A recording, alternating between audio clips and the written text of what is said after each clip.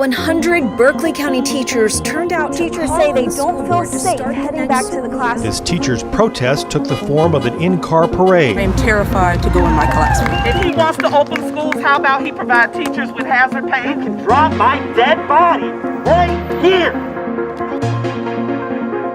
Los Angeles was the first major city to announce that its public schools wouldn't be reopening for in-person instruction in the fall. 83% of LAUSD teachers agree with the union's recommendation that teachers and students not physically return to schools in August. How do you do 6 feet social distancing? How do you do that in passing periods? And districts all across the country have followed suit. A coalition of parents in California are suing the state on the grounds that poor and special needs children in particular have received inadequate instruction during the shutdown. This is a disgrace. It is a failure. It is going to cause huge economic problems and emotional problems and learning problems. School districts around the country are weighing the needs of students against the danger that in-person instruction could cause COVID-19 to spread within their communities. And teachers' unions are understandably concerned about protecting the health of their members. But in Los Angeles, the teachers' union is exploiting the COVID-19 crisis to prevent competition from charter schools. The United Teachers Los Angeles co-signed a document with 9 other unions and the Democratic Socialists of America calling for a moratorium on all new charter schools and private voucher programs. It's about protecting a monopoly from losing any students and the funding that goes along with those students. Corey DeAngelis is the director of school choice at Reason Foundation, the nonprofit that publishes Reason TV. He says that entrenched interests are trying to stop families from exercising choice. If you really care about students and their safety, you should want more options for more students to be able to spread out in different locations, and this doesn't do that. But what it does do is it allows the teachers' unions to block students from switching to their competition. Families are flocking to charters in part because they were poorly served by district schools in the spring. The United Teachers Los Angeles, which declined our interview request, successfully pressured the district to limit their members to 4-hour workdays and to give them the choice of opting out of live video instruction. In Chicago, nearly half of district school elementary school teachers logged into the virtual learning system less than 3 days a week. One recent survey found that private or charter schools were more than twice as likely to meet with students daily than teachers at district-run schools and 20% more likely to introduce new content. But in addition to the charter school moratorium, United Teachers Los Angeles has demanded that before reopening can move forward, the district needs an additional $250 million in overall funding, a federal bailout, Medicare for all, a new wealth tax, a new millionaire's tax, and defunding of the police. Normal wasn't working for us before, the union asserts, and we can't go back. Oregon and Pennsylvania have also cut off additional funding for charter schools. DeAngelis points to comments from the president of the state's Association of Administrators in Pennsylvania, who stated his intention to handicap virtual charter schools. We don't even have to guess about why this is happening. We're seeing special interest groups explicitly lobbying to protect a monopoly.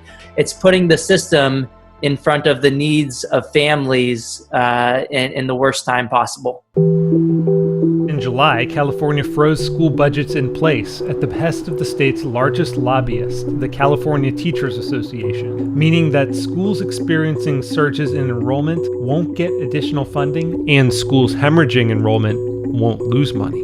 That's limiting the extent to which the California charter network A+ schools can scale up. It's already increased enrollment by 5,000 for 2021, but has had to waitlist an additional 24,000 students because the state won't increase its funding. We've believed all along in the mission and vision to provide a more tailored, flexible, and adaptable education delivery system to the needs of students, recognizing that every individual human being is different. Jeff Rice, who is the president of A+ schools, attributes surging demand to the network's experience with virtual instruction. We're seeing a significant increase in parents who, under normal circumstances, may not choose our school, but they're turning to us because they want to put their children in a school that has proven track record of providing successful learning in those settings. At South Sutter Charter School, we believe that when parents choose, students succeed. The budget freeze is also impacting South Sutter Charter School in Sacramento, where Shauna Anderson works as an education specialist. That benefits these brick and mortar schools where the kids are just leaving in droves because that's not what they want. And it really penalizes schools like ours because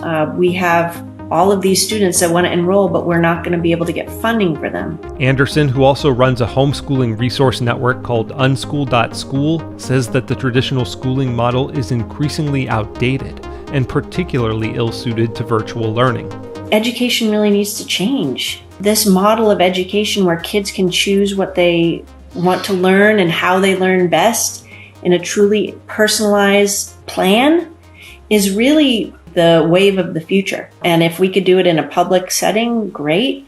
But if not, people are going to do it privately. And DeAngelis has reported on a new phenomenon called pandemic pods, in which groups of parents are pooling their resources to hire their own teachers. It's essentially the idea of the one-room schoolhouse that we did a long time ago in America and throughout the rest of the world, that you essentially outsource the process of homeschooling. He says the rise of the pods, or micro schools, could permanently change the way Americans think about schooling. Although it's mostly upper middle class families with the resources to fund these arrangements, which has been the subject of criticism in the Washington Post and New York Times, DeAngelis says that the solution to this problem is to change the structure of education finance so that the money follows the child even outside of traditional government-certified schools. It's true that more advantaged families are more likely to be able to exercise these pandemic pod options, but we should fund families directly so others can participate as well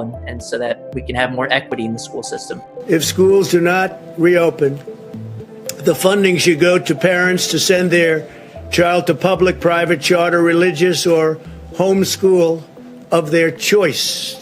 The key word being choice.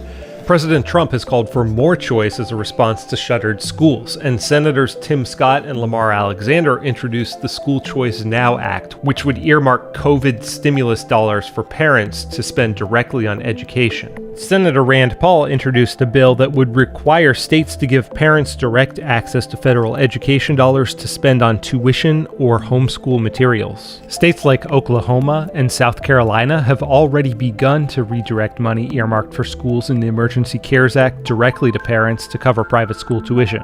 And Colorado legislators are proposing putting the money right into the hands of parents. But in California, the political power of the union will likely prevent that. But DeAngelis says that the current moment could be a turning point for school choice regardless. People are really re-envisioning how school funding should look, and I think they're waking up to this idea and this reality that there's no good reason to fund the system instead of the students directly. Parents are the best educators. They know their kids best, and maybe they don't want to do it. So yes, be able to use that money to send them to a private school or to pay a private tutor. If there's ever a time to do it, it's right now. Like, this is like we're riding the wave and something has to change.